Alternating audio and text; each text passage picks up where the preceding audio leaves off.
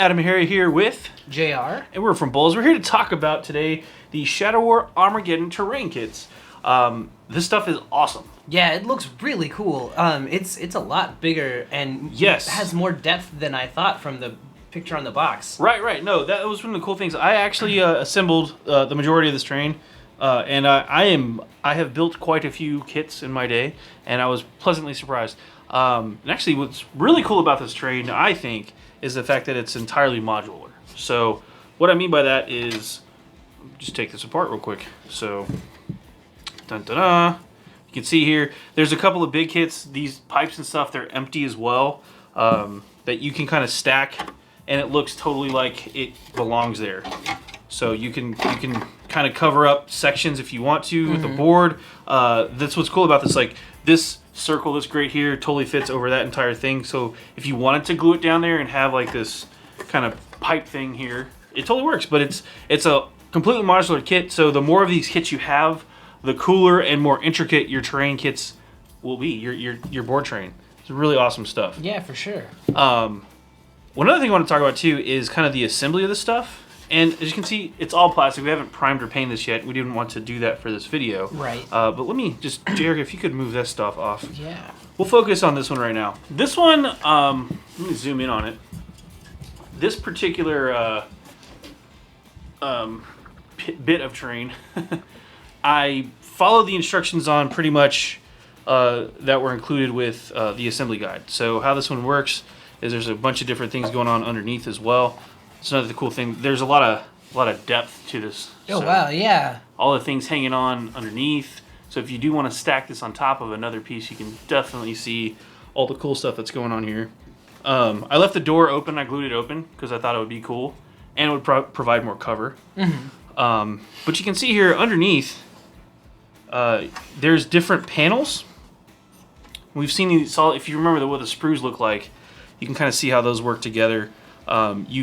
I basically just use plastic glue to assemble to get all the pieces to fit together. And then there's a ton of these brackets that come with the kits. Oh, these the guys different right sprues. Here? Yeah. And you can use those to kind of clip together two pieces. Or if you don't glue it in there, you can actually use those to help support two joining pieces, and for later you can take them apart. So, and there's all these different hexes and stuff.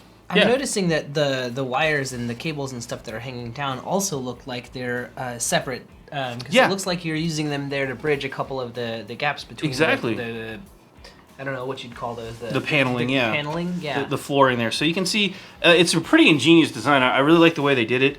Because it's so modular, you can use those little clips to fasten these different sets together. So you can kind of see here how this would work. Yeah, like you could put the bridge up against the. Yeah, you can actually get if I have one of those clips on me, I'll show you right now. But you could totally clip them together from there to there, and everything lines up because it's all designed the same. Yeah, it's on a grid. Yeah. Yeah, so you can see here how that all looks underneath. And again, this was also built. I followed the instructions mostly on this piece that came with the box, but then I decided to add a couple of these little hook guys underneath, which I thought were really cool looking. And then I added some ladders because just for stability reasons. You know, you're gonna put models on here, so you don't want it to fall. But honestly, if you have those little clips, it'll secure it so that it'll support the weight of the models. What I like is that, like, I mean, obviously there's an obvious joining section, like, there, but looking underneath, it looks like it's just as easy to, do something like that. Absolutely, yeah. And just what I really like is how wide it is. I mean, we have a couple models here to show. I didn't think that you would be able to fit all that many guys on it. I thought it was going to be maybe half the width or something like that, like a little narrow catwalk on a big flat panel. But it's super open too. I don't know if you guys can get a sense of the maybe if we clear these guys off and show like this. By the way, I just want to point this out. This is actually one of my favorite bits from the kit. This is Sid the Skull.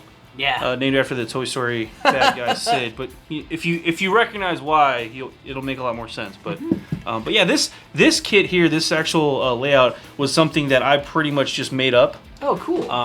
This wasn't in the book or how to build it or anything like that. I had a couple of these extra plates, and I was reading the instructions, and it said to do it this way, and I was like, you know what? It's modular. I'm gonna go nuts with it, so I kind of did. But yeah, just used there's a clip right there as an example of the little brackets to hold everything together. But this is actually 2 kind of curved pieces, and then one more landing. Landing that was this bit right here. Oh, so yeah. you kind of see what I did there. Cool. And then of course this kind of turbine pump station thing. I was like, oh, I could use more structure, weight, or support to it. So I just put that there, and it comes with the right height. Everything is pretty much the right height, so that you can do this. It's all interchangeable. Yeah, I was noticing that. Go pretty nuts. The only thing that doesn't quite reach all the way are some of those pipes. Some of the pipes. Not this guy, but the. Yeah, it kind of goes over.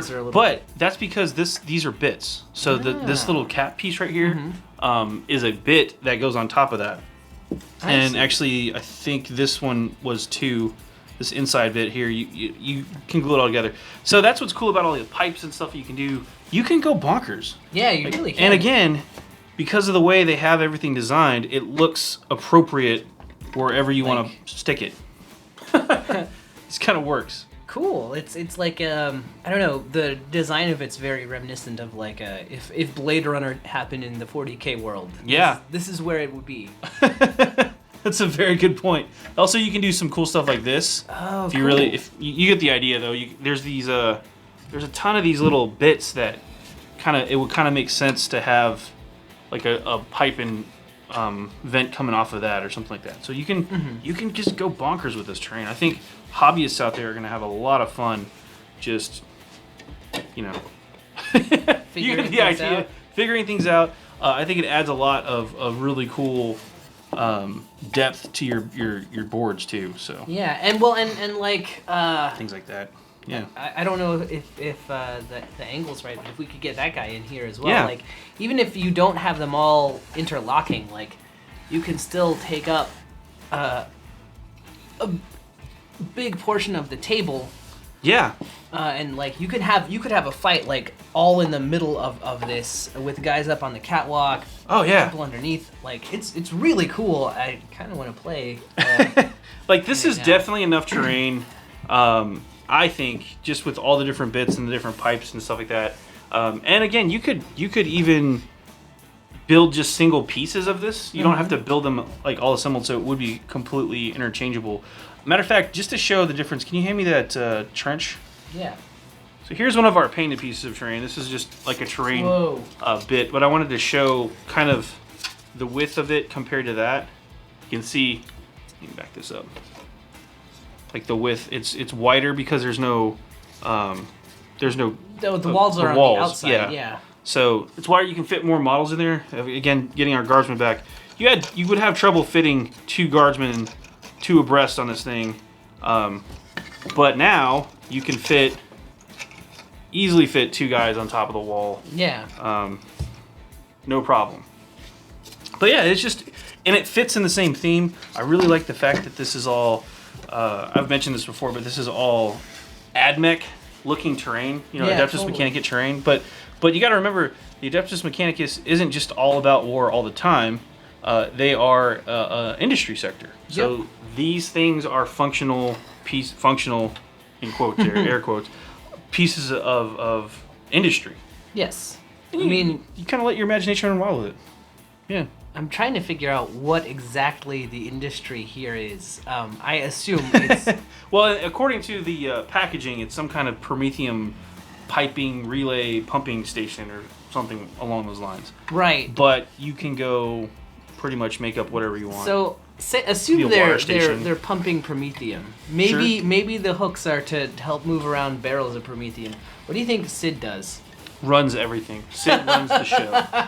Sid is the AI,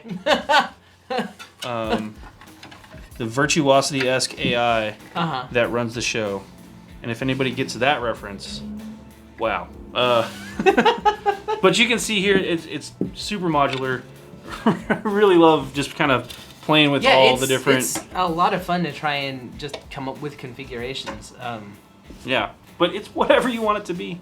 Super cool, and then you can even maybe have a pipe relay just in the way now. Yeah. But because Shadow Armageddon is supposed to be played with a lot of terrain, this stuff can also stack very vertically as well. If you remember from at the start of the show here, we kind of did something along these lines, where we had set this up. So yeah, it doesn't quite line up, but you get the idea.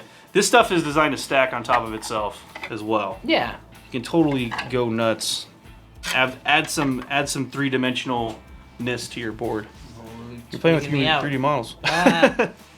We are going to paint this stuff. Probably won't do a video on it, but what I'm thinking we're going to do for the paint jobs, something really easy and quick, just to kind of show off how good it looks. I think even if you're a experienced painter, this is going to be a ton of fun, a ton of work if you want it to be. Yeah, but there's a lot of like big, broad surfaces to go to town on. I love these little shielded areas back here too. They have little panels and stuff you can go bonkers with. But I think a quick a base coat, primer coat, something like that, and then a base coat on top of the primer. Obviously, I think we're actually going to go with a nice bright utilitarian yellow.